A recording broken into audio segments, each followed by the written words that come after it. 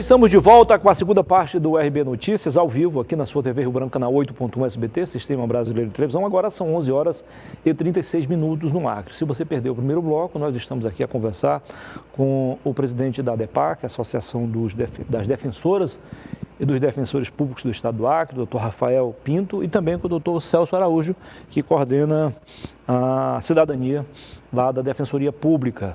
Tá? São 11h37 agora. Márcio, por gentileza, enquanto eu faço o mexão aqui do Arasupa e do Aramix, prepara o VT da clínica e também do laboratório do Dr. Lúcio Brasil. Ok? Lembrando a você que o Araújo é uma empresa que exerce a democracia em sua plenitude. Por exemplo, aceita qualquer tipo de cartão, a escolha é sua. Agora, se você fizer a opção pelo cartão Araújo, você vai ver que é muito mais vantajoso. E tem mais, tem um clube de vantagem. Se você não participa, está perdendo também. É o Araújo Leve Mais. Como o próprio nome diz, você vai levar mais e pagar menos. Em tempos de crise, em tempos de remarcação de preço, isso vale muito. Em alguns produtos, a diferença do preço chega a R$10. Então, vale a pena sim economizar. Se você ainda não é integrante desse clube de vantagens do Araújo, faça hoje mesmo a sua opção. Diretamente no site do Araújo, araújosuper.com.br/Araújo Leve Mais, ou lá, em qualquer loja, num ponto de atendimento ao cliente, ao consumidor, ok? Agora veja como é importante, meu amigo e minha amiga, você ter em um só lugar clínica e laboratório com preço justo, né? Preço acessível e qualidade indiscutível.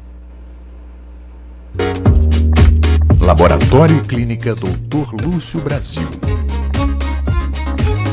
Medicina de alta complexidade. Exames hematológicos, bioquímicos e hormonais. A mais alta tecnologia para um diagnóstico preciso. Os pacientes que procuraram a nossa clínica, nosso laboratório, com certeza será bem atendido e com alta qualidade de serviço.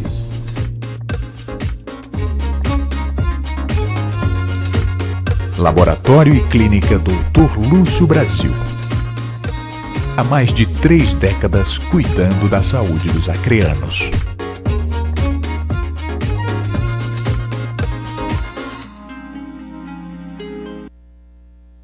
Muito bem. Travessa Guaporé não tem erro ali, próximo ao terminal urbano, pertinho de tudo e de todos. Ok? Muito bem. Doutor Rafael Rafael Pinto, fique à vontade para responder a pergunta feita no bloco anterior. Há uma sintonia perfeita entre a ADEPAC e a Defensoria Pública Geral? Através da defensora? Muniz, que a relação é bastante cordial. Porque a doutora Roberta é uma pessoa de fácil trato, então compreende quando há divergência de ideias.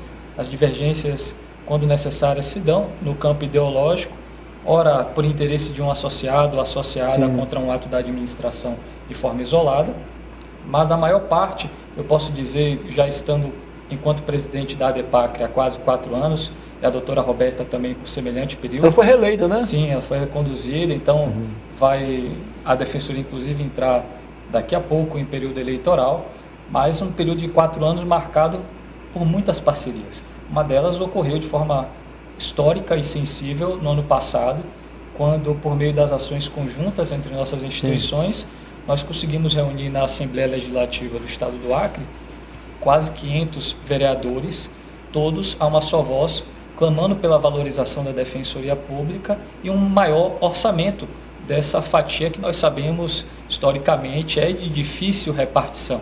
A Defensoria Pública precisa avançar para as cidades do interior e muitos desses políticos e da população em geral não compreendiam o porquê defensores não estavam presentes de forma permanente nesses espaços. Pudemos estabelecer diálogos, foi feita por parte da associação uma verdadeira peregrinação pelo interior, conversando com as câmaras, e houve uma adesão em um dia determinado para que todos eles estivessem conosco na ALEAC, clamando pela valorização da Defensoria Pública. Está aí um dos exemplos de atuação em que a ADEPAC, junto com a Defensoria Pública, buscou o fortalecimento democrático da instituição. Legal. Fazer uma pergunta para o doutor Celso, e depois o doutor Rafael Querendo também pode falar. A gente fala aqui que houve muitos avanços, e de fato houve. Quem conhece a história da Defensoria Pública 15 a 20 anos sabe que houve um avanço significativo. Mas talvez não tenha sido na mesma intensidade de outras instituições. Por exemplo, o Ministério Público, que é o dono da acusação, tem um orçamento bem mais amplo, bem mais folgado do que a Defensoria Pública. Depois de toda a luta, eu lembro, o deputado Heber Machado comprou a briga um tempo, foi a luta, mas não conseguiu o objetivo em sua totalidade. Tanto é que o orçamento está aí. Quem quiser ver, não há segredo. Não chega a 1%, 0,9%. Isso é muito pouco em relação aos outros poderes. Quer dizer, como, doutor Celso, teríamos um julgamento justo? Certo. O ideal... Se de um lado nós temos uma Ferrari, do outro é como fosse um Fusca. O ideal é que as instituições todas tenham, né, o mesmo patamar de igualdade. Começando pelo orçamento. Sim. O orçamento nosso ele é 0,9. A gente gasta bem mais. A gente gasta em torno de 1,3, porque a gente acaba recebendo também suplementação do Estado do Acre. Apesar desse orçamento aparentemente curto, a gente não para de crescer, Muniz. A gente acaba se reinventando nesse período aí de pandemia e até antes. Ele ficou a mudança do prédio da Defensoria Pública, a questão de contratação de mais assessores, uma total divulgação reorganizacional, mesmo com orçamento muito curto, né? Então, assim, o ideal mesmo é que todos os poderes, principalmente nesse caso de acusação e defesa, tenham o mesmo orçamento. Quando não tem, aí nesse caso a gente acaba fazendo o que a gente consegue fazer de forma criativa. A gente tem o apoio do governo em todas as situações. Você fala assim, o orçamento da Defensoria Pública é muito pouco, é 0,9%, o Ministério Público é 4%. Realmente há uma desigualdade, isso a gente não pode negar. A gente gasta hoje 1,3 e a gente está esperando, inclusive, a nomeação de novos colegas, porque o concurso já... Há um déficit muito grande de defensores públicos. A nossa lei ela prevê o número de 61 defensores públicos. Tem quantos? E a gente está, salvo engano, 44. E a gente tem um concurso finalizado, encerrado. Quase 50% de deficiência. São 16 vagas, né? Mais ou menos, Rafael? 16 vagas. 16 vagas. E a gente tem esse déficit. Tem um concurso que já foi finalizado, 2018, o concurso iniciou em 2017, foi finalizado em 2018, em março de 2018, mais exatamente. E quando foi em março de 2018, o Estado do Acre entrou no limite prudencial, que é aquele percentual acima de 49%, que proíbe qualquer tipo de contratação, com exceção de saúde, segurança e educação. A partir daí, a gente ficou inviabilizado de fazer a contratação desses novos colegas que já foram aprovados no concurso público. O prazo já venceu de 2 anos, ele foi prorrogado por mais 2 anos e a gente espera que nesse período o Estado consiga sair do limite prudencial e a gente consiga chamar todos os colegas aprovados, porque a gente precisa de defensores públicos, especialmente no interior, na qual a gente temos apenas em Senador Guiomar, né, Cruzeiro do Sul e Feijó. Esses colegas que seriam aprovados, na verdade que foram aprovados e que seriam nomeados, vão todos para o interior, provavelmente, né, essa escolha, essa definição vai ser feita pela Defensora Pública Geral, mas o interior nosso está bastante desassistido. Mas, apesar de estar desassistido, a gente, de que forma a gente também está auxiliando para que a população não fique totalmente desassistida? Onde não há defensor, tem uma equipe de assessor jurídico que acaba atendendo, fazendo aquelas ações menos complexas e encaminhando para um defensor para ele estar corrigindo. Como Brasileia, Plagicast, nós temos assessor jurídico na sede nesses locais. Esse assessor acaba atendendo o assistido e encaminhando a ação para o defensor, que o defensor da capital ele acaba acumulando juntamente com o interior, para tentar minimizar esse impacto, para que a população não fique desassistida. Então a gente coloca um assistido que acaba atendendo e mandando a petição para o defensor público corrigir e encaminhar ao Poder Judiciário. Presidente, queria acrescentar algo? Por favor. É uma questão bastante sensível, enquanto cidadão e enquanto profissional, bastante me incomoda, Muniz, porque a população necessitada do Acre, que imagino que chegue em torno de 90% a 95%, ou seja, temos um número de quase 95% da população potencialmente apta a ser assistida pela Defensoria Pública e em muitos dos espaços não encontra a instituição devidamente organizada, com defensores lotados em caráter permanente, trabalhando em favor dela.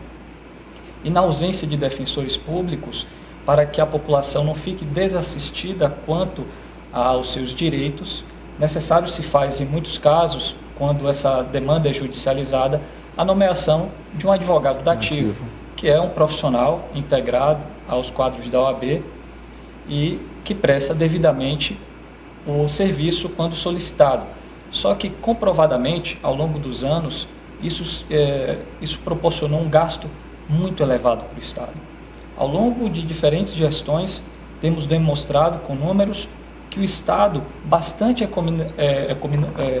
teria economias caso optasse pela Defensoria Pública. Hoje, o Dr. Celso pontuou de forma brilhante que há um impedimento pela Lei de Responsabilidade Fiscal, mas o que percebemos é que se houvesse essa nomeação dos colegas, não só eles teriam o serviço que constitucionalmente lhes é previsto, de um defensor na comarca, eles teriam um profissional que poderia ser acessado em todo o tempo.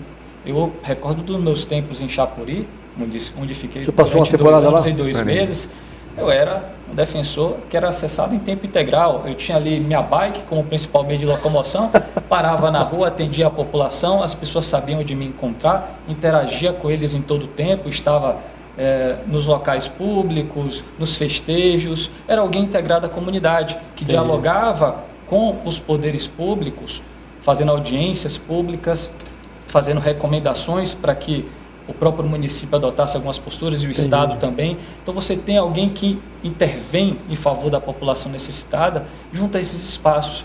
É uma instituição que prioritariamente vai cuidar da resolução extrajudicial dos conflitos. E aqui a gente está a falar de economia do cofre público. Porque quando você consegue resolver uma demanda antes dela chegar às paredes do judiciário, você, primeiro, consegue uma chance maior de pacificação social, porque as próprias partes envolvidas encontraram a resolução do conflito, como você evita desnecessariamente o mover da máquina pública, que gera um custo muito grande para o Estado. Hoje, por mais justo e sensato que seja um juiz, pode ser que ele dê, ao final, uma sentença que desagrade tanto a um quanto a outro. Então, você ter uma instituição que valoriza a composição extrajudicial dos conflitos, como faz a Defensoria Pública, é muito importante.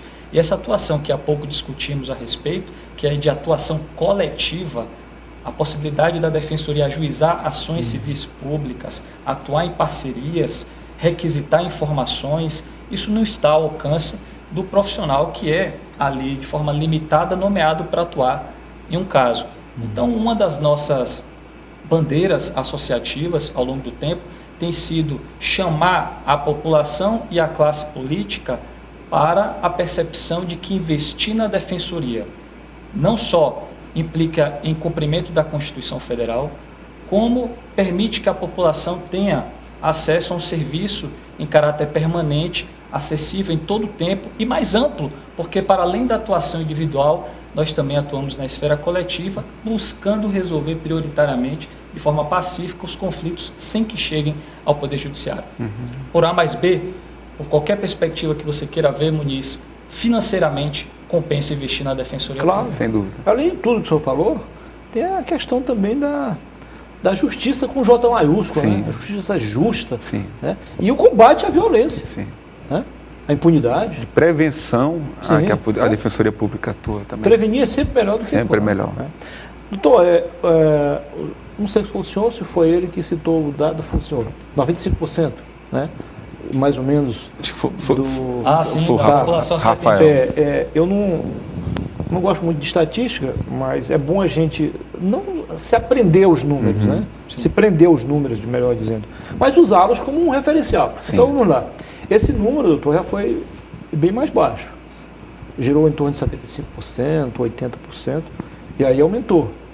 Talvez haja aí duas explicações lógicas.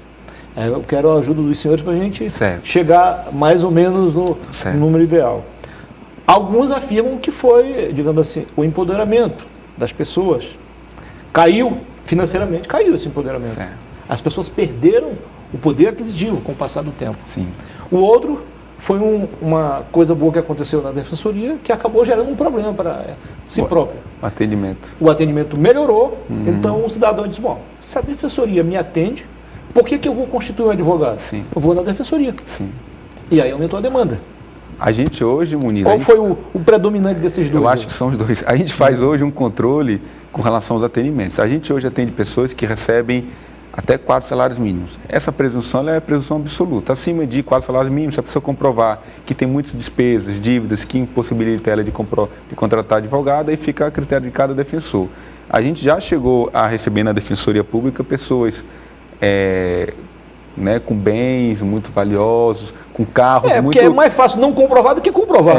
Aí só que a gente pede essas despesas com carros muito luxuosos, querendo ser atendido pela Defensoria Pública. Aí que a gente imaginou que é em razão da qualidade do atendimento, porque nós somos profissionais formados em direito, passados também em concurso público, né?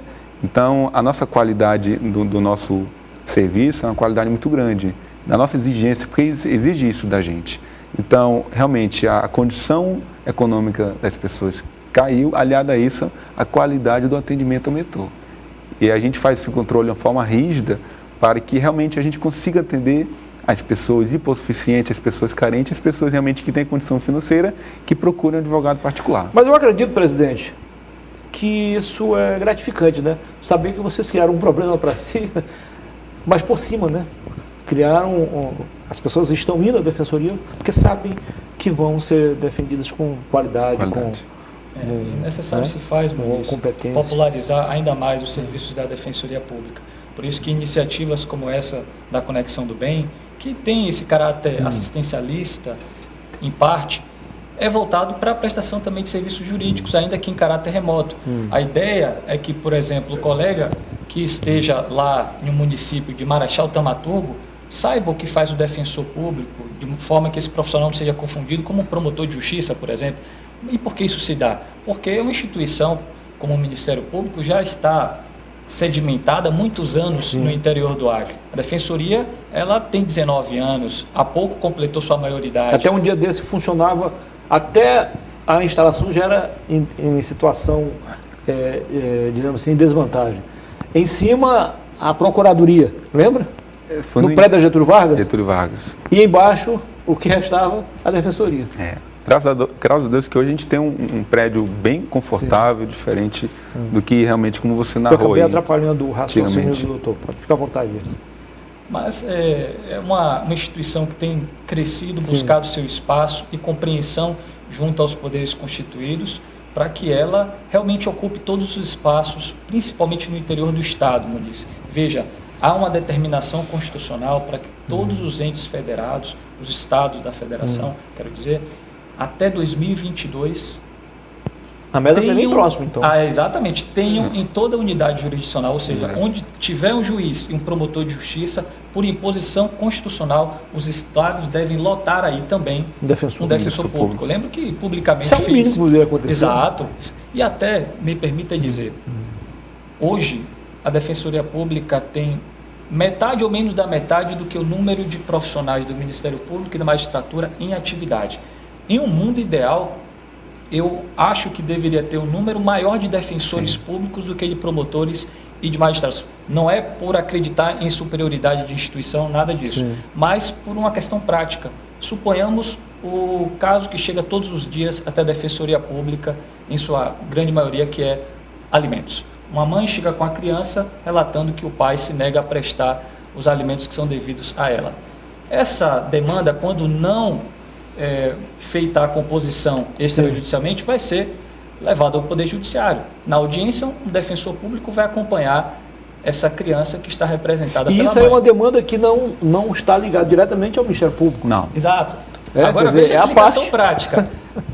Essa criança que está representada pela mãe e com assistência da Defensoria Pública, vai presenciar que do outro lado, muitas vezes vai se sentar um pai que não tem condições financeiras para arcar com o pagamento de um advogado sem o prejuízo do próprio sustento da família dele. Ou seja, era alguém que também poderia ser atendido por outro membro da Defensoria Pública. Os interesses são diversos aqui. Não poderia eu, enquanto profissional, dizer, olha, excelência, deve ser fixada uma pensão no valor de R$800 por mês. Agora, por favor, me dê 5 minutos, eu sento do outro lado e falo a mesma coisa. Você vai agir dos dois lados. Você precisa de um outro profissional. Por isso que essas peculiaridades do dia a dia demandariam, em um mundo ideal, que a Defensoria Esse ainda é o carro-chefe da Defensoria, esse tipo de ação?